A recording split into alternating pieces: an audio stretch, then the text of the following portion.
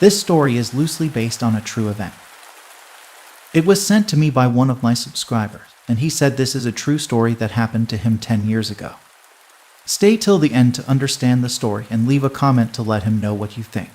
I hope you'll enjoy it as much as I did. My name is Robert and I am 40 years old.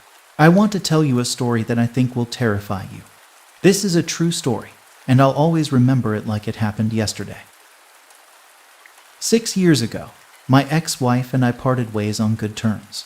We dated for 5 years and I thought she was going to be the love of my life, so I put a ring on her. We were so in love that everything we did it together. Her beauty was unbelievable. It not only pleased my eyes, but warmed my heart. I never expected such a downhearted ending. Whenever we had an argument, she always wished that I was gone, to disappear from this world. I'd avoid most arguments by going out fishing because the more I stayed, the more she got abusive, physically and verbally. There wasn't much I could do. One cold night, my ex-wife and I had an argument over something little. We argued and argued, then she pushed me against the wall, damaging and making a hole in it. I ran out with my fishing equipment to my truck. That night was a cool, breezy night, with the sky clear of clouds. The moon was so clear that you could see the bright white stars dancing around it. I got in the car and drove to a big lake nearby. The lake was about 60 miles out. A big lake, but not too many people come here at night, because camping wasn't allowed. You have to park your car on the side of the road and walk about half a mile out when you get there, because the gates were locked at 8 p.m. by a security guard. I arrived there at 11, close to midnight. Everything here was so much quieter at this time. The cricket sounds were very recognizable, and I could hear a symphony of crickets chirp and sing to one another.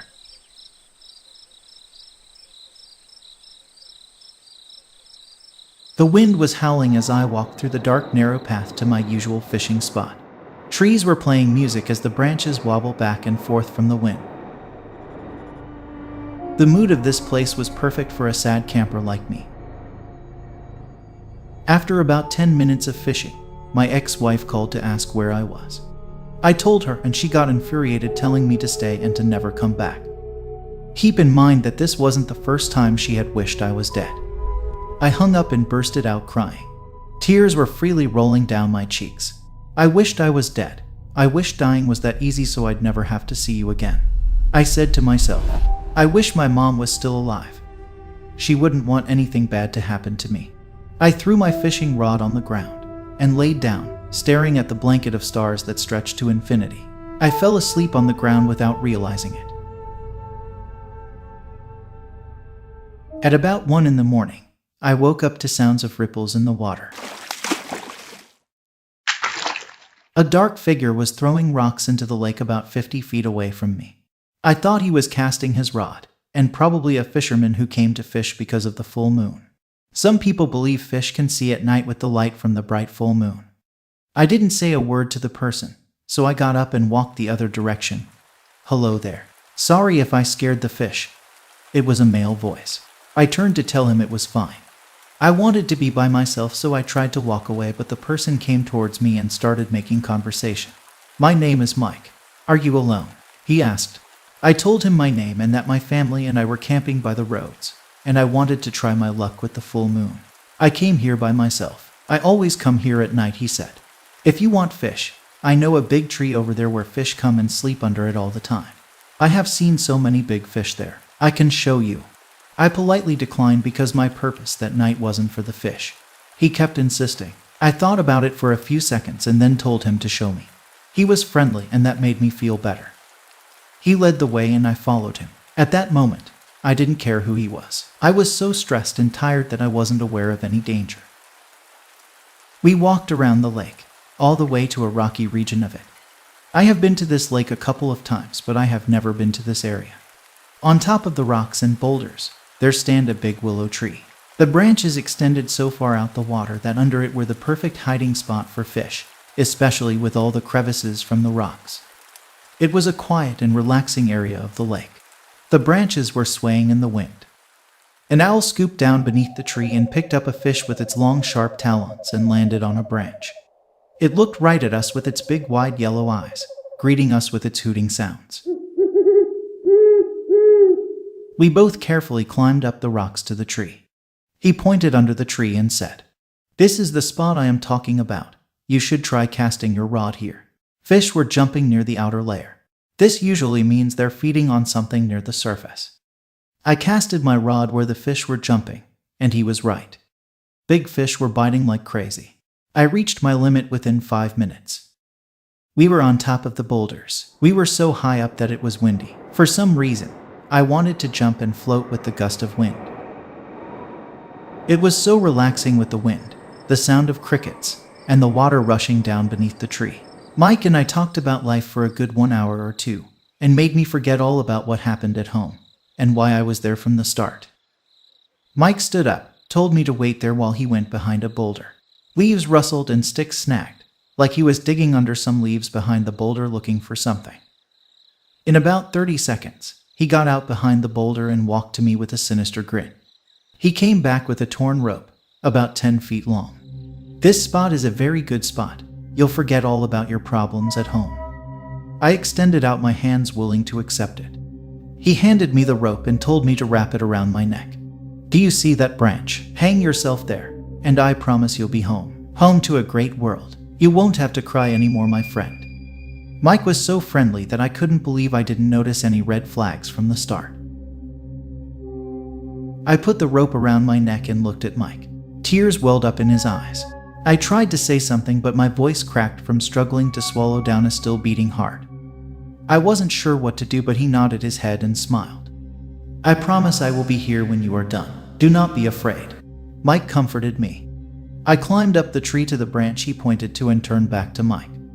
He smiled at me. "Go on, friend." Everything was so peaceful on this particular branch.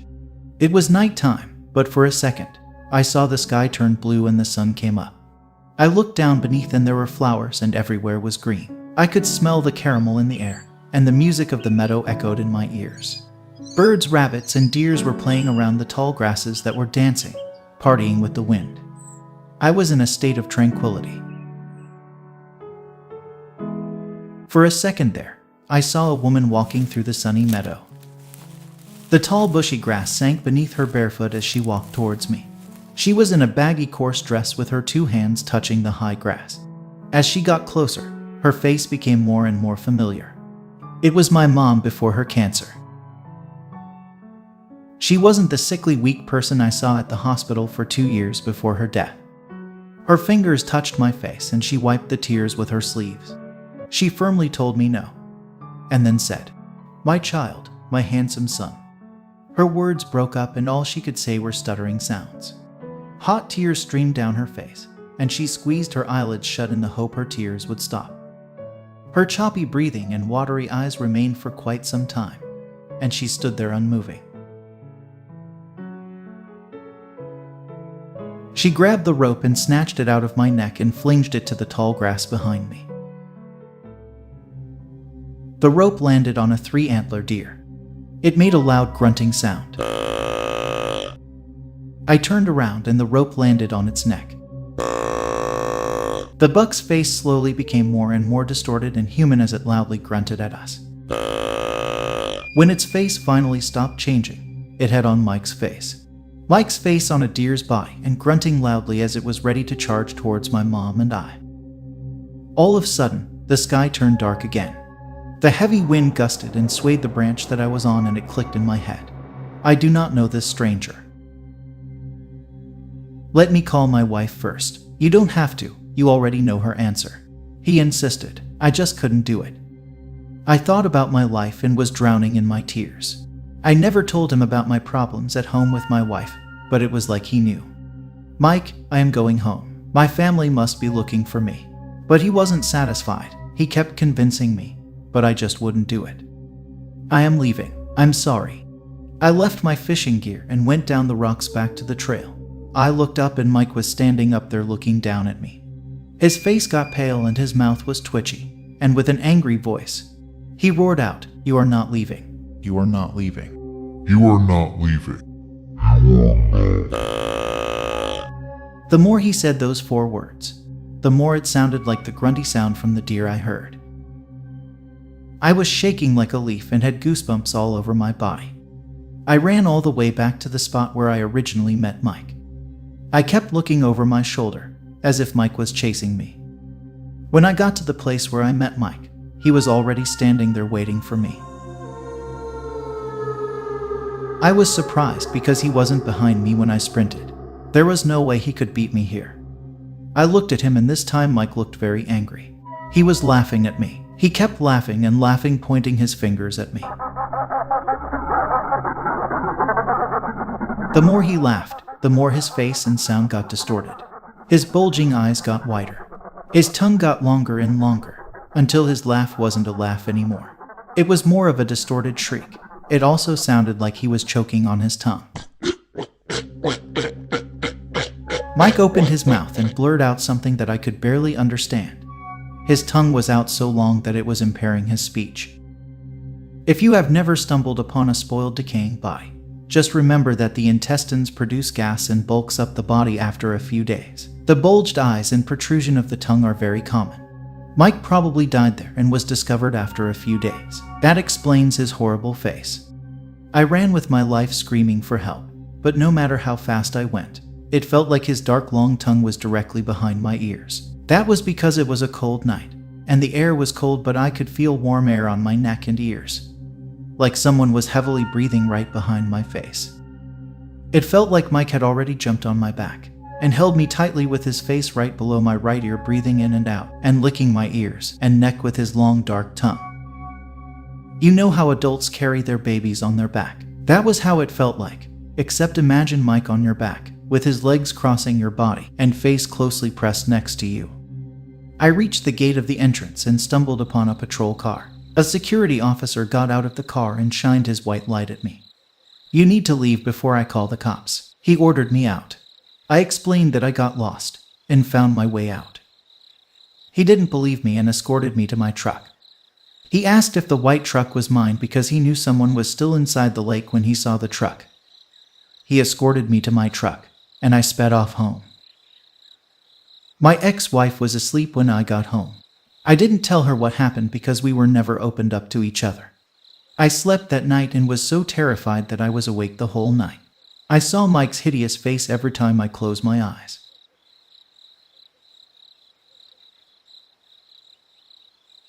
The memories of Mike lingered in my head for days. I decided to look up the lake's history, and what I found still scares me to this day. My jaw dropped and my mind went foggy. I was in awe about the findings. There have been a few suicides and strange incidents at the lake that it was worrying the locals. They had a few pastors bless the lake with holy water.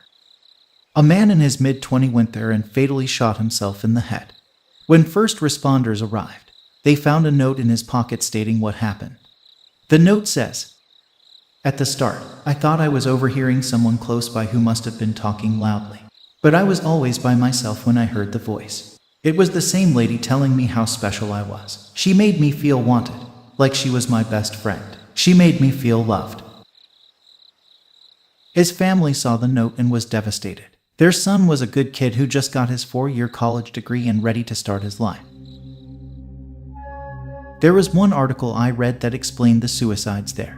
The author was a medium, and she said the lake was haunted, and warned people not to go there alone, especially at night. A person that has died there cannot go anywhere, nor can it be reincarnated because of an old curse. If a person dies there, they will have to stay there for eternity, unless they find someone to replace their place. The lake needs someone to watch over it, as the lake itself has its own spirit. I was shaking and remembered Mike was convincing me to hang myself there. Mike wanted to leave and needed me to replace him. He was so persistent to get the replacement. Mike's eyes were bulged and his tongue rolled out because when he hung himself by the willow tree, no one noticed it for quite some time. That was probably how his face looked when his body was found. It has been a decade since I last went to that lake. I want to use this time to tell you that if suicide ever crossed your mind, please do not hesitate to look for help. You are precious and people love and care about you. We would rather hear your story than attend your funeral. I also want to use this time to say this. Dear friend, I don't know you, but I know something about you. I know you're tired. I know you live with demons, ones that are close and loud. I know how relentless they are in their pursuit of you. I know that you spend your days trying to silence them and your nights trying to hide from them, and the hell they put you through. Most of all, I know how hard you work to hide it all, to pretend you're fine, to paint a convincing smile upon your face, and to act as if all is well with your battered soul. I know that all of this has left you exhausted, that you've numbed and hurt yourself in the hope that their voices will become silent, and their fists will be lifted and you can finally breathe again. I know that right now it doesn't seem like that moment will ever come. And even though I'm not standing in your shoes right now, and even though I don't know you, and even though I have no right at all, I'm asking you to stick around.